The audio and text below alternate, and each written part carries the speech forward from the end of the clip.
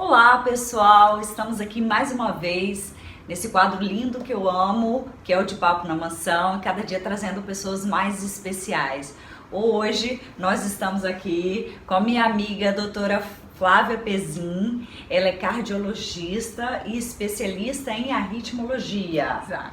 Olha que chique, vai falar de um assunto, olha, de grande importância pra gente, principalmente na nossa vida, nessa correria do nosso dia a dia, que são os impactos das emoções nas doenças do coração, não é, Flávia? Exatamente. Isso cada dia mais frequente no dia a dia nosso do consultório. A gente tem se deparado cada vez mais com esse tipo de sintomas, então acho bem importante a gente bater um papo. Bom, então conta tudo pra gente aí. Abre o seu coração pra gente. Agora é minha doutora vez. abrindo o coração pra gente, contando pra gente o que a gente tem que fazer pra gente ter um coração mais saudável, uma vida mais saudável.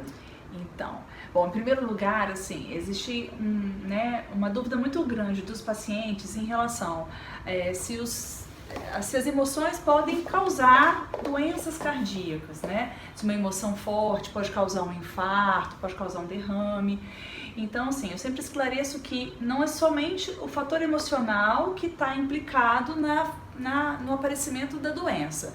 A pessoa que tem um infarto após uma emoção forte, normalmente essa pessoa já tem uma doença por detrás. Talvez até desconhecida, porque muitas das doenças são assintomáticas, quer dizer, não trazem sintomas nenhum, até o momento em que a pessoa abre, né, muitas vezes com um infarto. Então, várias pessoas que infartam, e até infartam de maneira fulminante, desconheciam a existência da sua doença.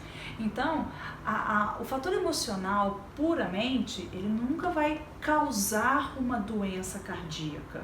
Ele vai deflagrar, ele vai agir como aquele trigger, aquela coisa que vai desencadear. É a gotinha d'água a mais, né, para transbordar o balde, né? Na grande maioria das vezes o paciente já tem alguma doença que muitas vezes não sabia.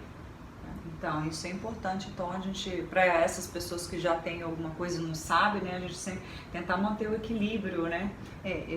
Manter o equilíbrio hoje em dia, né, é algo de muito falo isso, eu estava conversando com a Flávia antes, que meu pai, muitas pessoas aí já sabem que é 27 ou 28 anos atrás já, foi em 87 que ele faleceu, ele dormiu e não acordou, né? Foi um infarto fulminante. Então, assim, ele era uma pessoa bem calada, ele era o extremo, né? Ou ele era muito divertido, ou ele era bem caladão, mas era uma pessoa que segurava muito o nervosismo. Ele era uma pessoa nervosa por dentro, né? Isso daí atenua com o que é? Então, é interessante você falar, quando eu estava na residência em São Paulo, né? Em São Paulo tem uma colônia de orientais muito grande, né? Japoneses. E era muito curioso porque o oriental, ele é uma população assim que culturalmente tem um autocontrole maior. Então, até mesmo em relação ao limiar de dor deles é diferente. Então a gente brincava assim, quando aparecia um paciente oriental no pronto-socorro, corre para atender, porque para eles ir ao pronto-socorro é porque ele deve estar sentindo algo muito, muito forte, né? Então, assim, o limiar de dor, ele é individual, depende muitas vezes da raça, né, da etnia, e até mesmo, por exemplo, pacientes diabéticos. Pacientes diabéticos podem não sentir dor no peito para ter um infarto. Eu falo assim, é um infarto sem dor. O paciente diabético tem essa característica muito forte. O paciente idoso também é um paciente que pode não ter sintomatologia no infarto. Então, a questão de você ter sintoma não é 100%. Vai depender de uma série de fatores, né? Principalmente nas doenças agudas, né? Então, isso é interessante porque não é esperar aparecer um sintoma para procurar ajuda, para procurar um tratamento especializado. E fazer um acompanhamento. Fazer um acompanhamento, com certeza. Então, seu pai, você falou, ele era calmo, zen, tranquilo, mas isso não era foi... muito estressado, ele era muito extremo.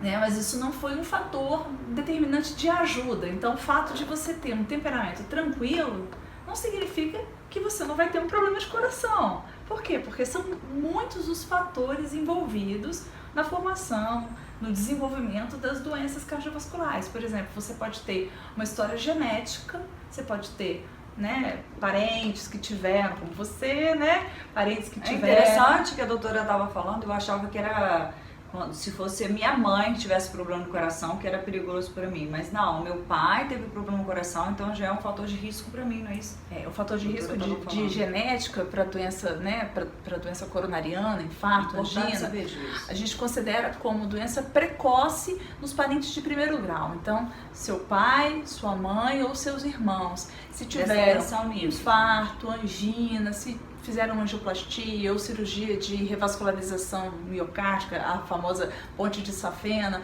antes dos 60 anos, né, 55 anos para homens e abaixo de 65 anos para mulheres. Então, se você tem, né, pai, mãe ou irmãos que tiveram doença em idade precoce, isso configura para você como um fator de risco, né? Como uma possível herança genética. Não quer dizer que você vai desenvolver a doença, mas é um fator de risco que você já apresenta. E aí, se você soma outros fatores de risco, você tem diabetes, você tem pressão alta, você fuma, você está sedentário, acima do peso, estressado.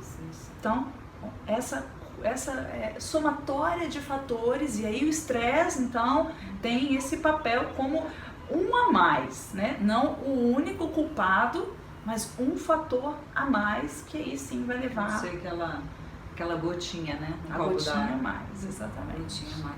Aí você estava falando sobre, assim, existe uma forma da gente prevenir, então? Ou não?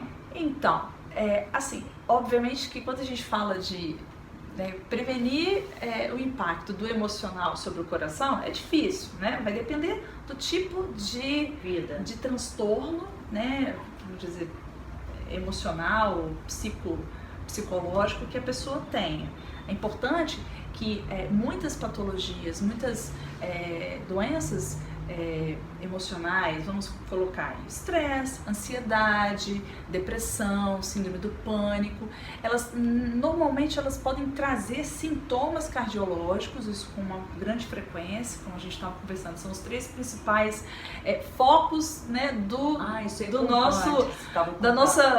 da nossa mente, né? Assim, os alvos, coração, intestino e a pele. Então, são as manifestações psicossomáticas, né? Então, eu tenho sintomas cardiológicos e muitos pacientes procuram o consultório por conta desses sintomas, achando que tem problemas cardiológicos, estão com alguma doença, com alguma arritmia, né? E na verdade o problema, a gênese, né, desses sintomas está relacionado a esses transtornos emocionais que eu citei.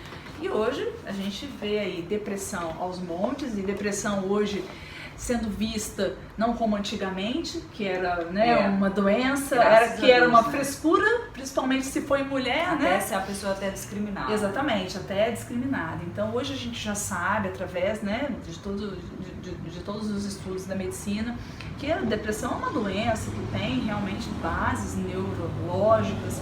Então a depressão, a ansiedade, a síndrome do pânico, com frequência vão se manifestar com sintomas cardiológicos. Principal, palpitação, né, sensação de batimentos acelerados, coração na boca, né? Coração na boca, falhas nos batimentos cardíacos, dor no peito, falta de ar, nos pacientes com quadros mais avançados de síndrome do pânico, até a sensação de morte, sensação de que vai ter um infarto. Então, muitos pacientes nos procuram no consultório com essas queixas e quando a gente, né, faz uma anamnese, faz um exame físico, a gente observa que não tem nenhuma alteração. É óbvio que é necessário uma avaliação, né? Não se pode nunca, já de antemão, né, mesmo sem procurar um profissional, achar que isso é emocional. Esse seu sintoma é emocional? Deixa eu porque tem gente que tem mania de falar que tudo é emocional. Tudo é emocional, exatamente. E aí não procura o médico. Quem sabe, por exemplo, meu pai tivesse procurado, né, teria evitado. Eu acredito muito que era a hora dele, né? Mas enfim, né? Com certeza. Se a gente pudesse ter botado a hora um pouquinho para depois. Exato, seria bom, né? Seria. Então, mas é sempre importante que todo sintoma, né, cardiológico principalmente, que você apresente, você procure um profissional, de preferência um cardiologista, para fazer uma avaliação. É o médico que tem que fazer essa avaliação, não é o vizinho, né, a mãe. Com certeza. Né? O marido, a esposa, né? O vizinho que fala assim, toma esse remedinho aqui que eu tomo, Ai, que isso. vai te relaxar, que, né? Nossa, Muitas vezes a gente pode estar na Mascarando. frente, né, mascarando uma doença e, enfim, existe uma concomitância muito grande de doenças cardiológicas e doenças, transtornos de depressão. Então, no meu consultório tem muitos pacientes que têm problemas cardiológicos e têm também depressão, e têm ansiedade, enfim. Não estou dizendo que as duas condições, né, vão acontecer em separado, elas podem acontecer em conjunto. Por isso que é necessário uma avaliação do profissional para poder descartar a presença de doença cardiológica, né, e aí sim chegar à conclusão de que é relacionado à ansiedade, é relacionado à depressão e, importante, encaminhar o paciente para o tratamento adequado. Outra coisa que eu vejo muito é a dificuldade que os pacientes têm de aceitar um encaminhamento para um psiquiatra, por exemplo. Quando eu falo Acho que assim... é médico de doido, né? Exato. Não tem nada a ver. Quando eu falo assim, olha, nós fizemos uma avaliação cardiológica, não tem nada, não identifiquei nenhum problema cardiológico, acredito que seja, né, talvez da sua ansiedade ou um quadro depressivo, eu vou encaminhar o senhor para um psiquiatra. Já olha assim, doutor, mas precisa? Tanto que no meu consultório, muitas vezes eu já inicio o tratamento para alguns pacientes que eu sei que não vão ao psiquiatra, porque tem justamente esse... Que absurdo. né, tem essa... abrir a cabeça. Exato. Tem um preconceito de que o psiquiatra é um médico de doido. Eu falo assim, pode ficar tranquilo que não vai sair do consultório dele dentro de uma camisa de força, tá? Uhum.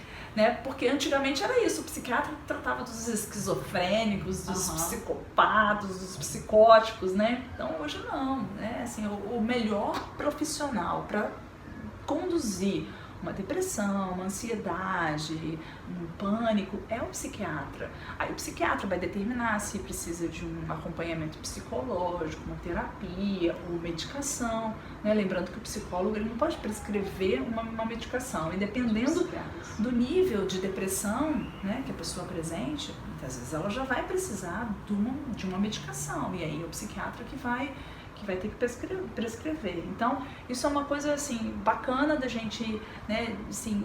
Que eu acho que o que cria dependência é a pessoa que toma o medicamento sem prescrição médica. Exatamente.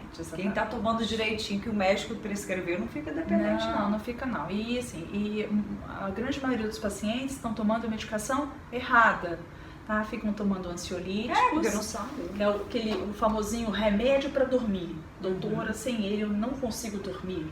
Né? Eu não consigo relaxar, né? O remedinho para dormir que toma de noite, né? 2 miligramas, então viciado, né? Exato. Então hoje a gente já tem vários estudos até que relacionam o uso abusivo dessas medicações com demência, com Alzheimer, né? Então olha, como fica é a perigoso, dica, hein, gente? dica exatamente, para não abusar. Falando assim, né, de uma coisa boa, mas eu lembrei que uma vez eu fui na apresentação do meu filho, né?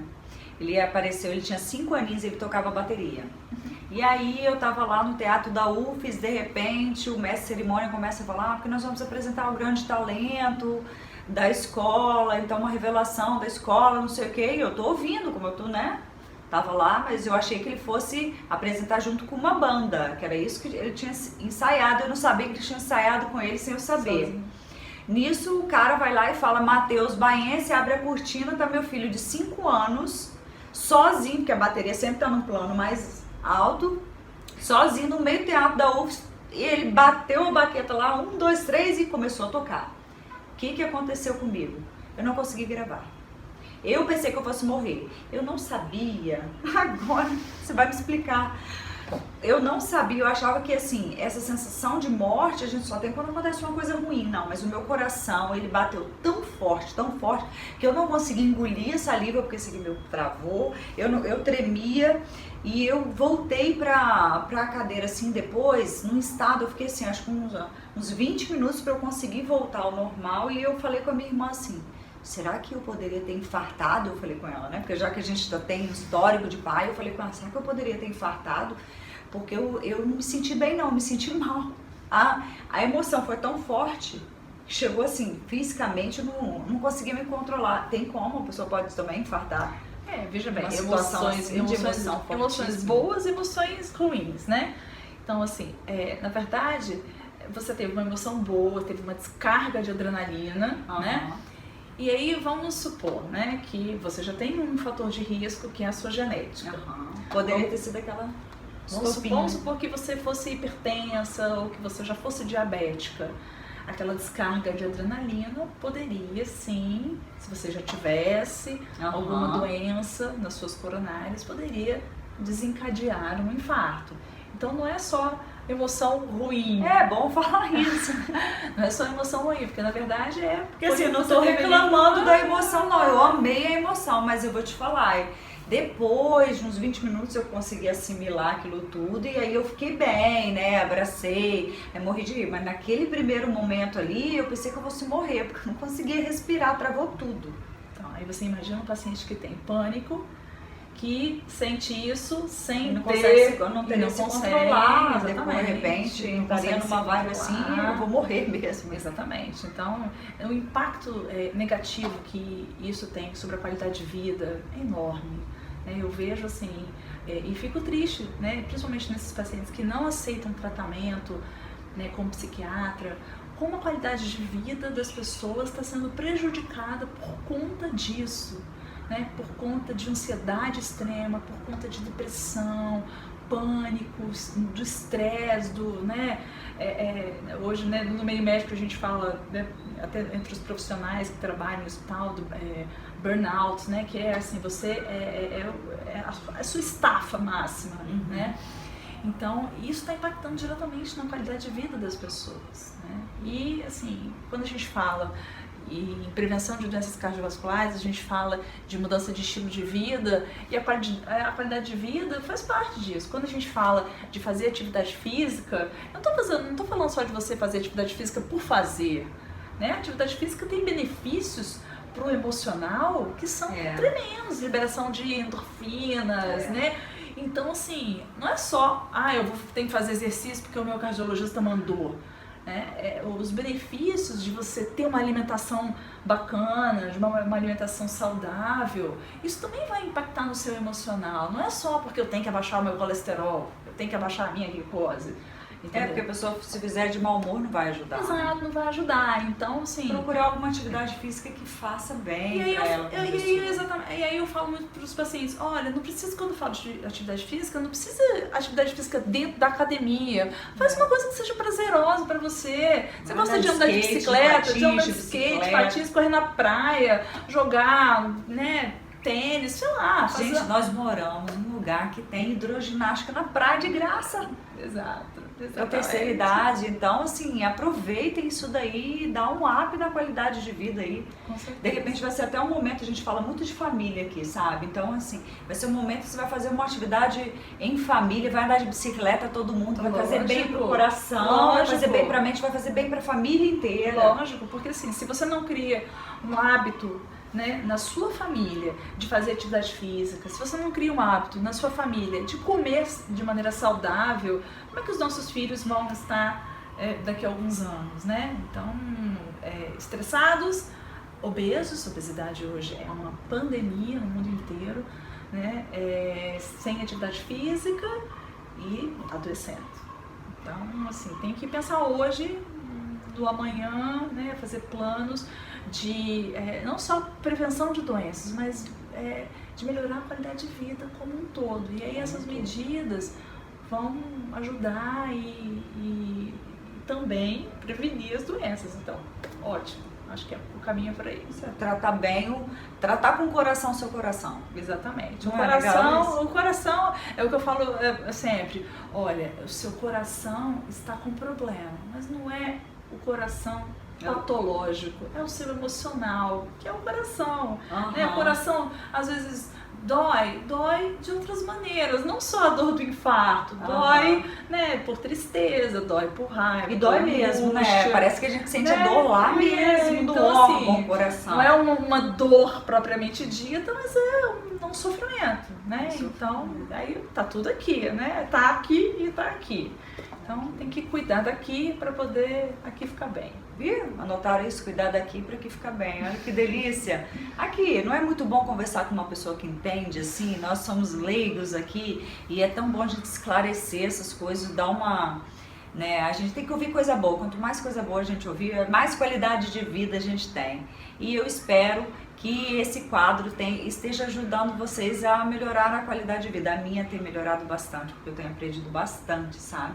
Ótimo. E aí, pra gente conseguir ter essa doutora aqui pertinho da gente, quais são os contatos? Como é que a gente faz? Bom, então... Vou colocar aqui, ó, a doutora Flávia Pezin. Isso. O meu consultório fica em Vitória, né, na Enseada do Suá, no Instituto de Cardiologia do Espírito Santo. O telefone de contato é 3357-1200. Olha, notaram? Isso. Isso daí. Não é só para se você estiver se sentindo doente, não. Vai para fazer um acompanhamento para que nada venha a acontecer depois, né? O cardiologista adora fazer prevenção de doença, não só tratar a doença. A gente gosta muito de prevenir a doença, então tem que ir antes que aconteça, né? Que delícia, né, gente? Gostaram?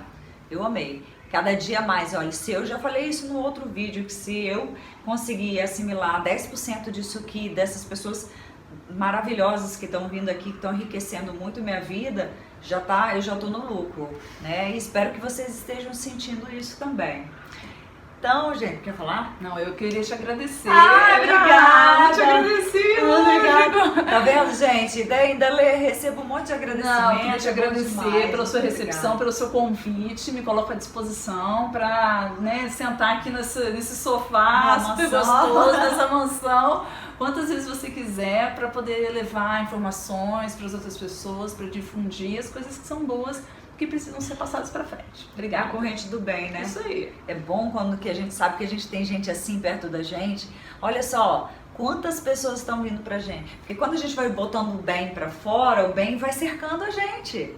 Não é assim? Com certeza. Então, gente, olha, se vocês gostaram do vídeo, eu peço pra vocês darem um like, o gosto, joinha lá, aproveitar e apertar nesse botãozinho vermelho aí, inscrever-se no canal para eu poder, né, eu já falei, para eu me incentivar mais e a fazer e trazer pessoas legais. Se vocês têm alguma pessoa aí que vocês acham interessante para vir aqui, pode mandar nos comentários, mandar o WhatsApp, meu telefone é liberado lá, tem no Instagram, tem no Facebook e pode mandar uma mensagem, sabe? Hoje eu recebi uma pessoa aqui para fazer um vídeo antes, sabe? Que já foi uma pessoa indicada, olha como que a corrente do bem, o mundo vai girando, né? E eu fiquei muito feliz com a presença dela, foi uma delícia conversar. Então faça isso, olha lá. Vamos lá, esse canal que você está ouvindo aqui é o YouTube, então o YouTube é Daniela Baense, Dani Baense, você encontra pelo qualquer um desses endereços. Aí tem fanpage, Instagram, Google Plus e o blog, tudo é Dani Baense. Eu tô anotando aí para vocês. O blog, a extensão dele é Blogspot, então é danibaense.blogspot.com.br. No blog a gente coloca, além desse vídeo do que a gente falou aqui, a gente coloca um texto sobre isso. E por isso está sendo bem legal, porque como tem a tradução lá para qualquer língua do mundo, as pessoas... Tem gente que fica querendo entender o vídeo e aí não consegue, mas aí entra lá e vê a temática todinha, porque tem lá escrito, né? Por isso que o blog também é bem legal. Então compartilhe, divulguem, façam o que vocês quiserem com o vídeo, que a gente vai ficar bem feliz. Tá bom, gente? No mais, muito obrigada por vocês chegarem até aqui nos vídeos. Eu agradeço demais do fundo do meu coração. Agradeço muitíssimo. Eu fiquei assim encantada, porque eu falei com ela, lógico que a agenda, né? A agenda cheia, então nós demoramos assim umas 3 semanas do dia para marcamos para 3 semanas depois, mas nós conseguimos e ela veio aqui conversar com a gente. Foi assim, sabe, quanta gente do bem aceita rapidinho. Eu faço convite e a pessoa, na mesma hora fica hiper feliz, entendeu? E eu fico hiper orgulhosa dessas pessoas, né, estarem também confiando muito no meu trabalho, querendo vir aqui. Muito obrigada mesmo, viu? Ai, meu Deus. Nossa, quando quiser. Que bom, vai vir. Vamos arrumar mais tema aí que ela vai vir. Tem muita coisa pra falar, né, gente? Tá legal? Então, muito obrigada por vocês terem chegado até aqui e até o próximo vídeo. Eu tô gaguejando, gente, mas não liga não. Isso é coisa minha mesmo. Beijo, gente! Até Tchau, o próximo vídeo. Tchau, tchau.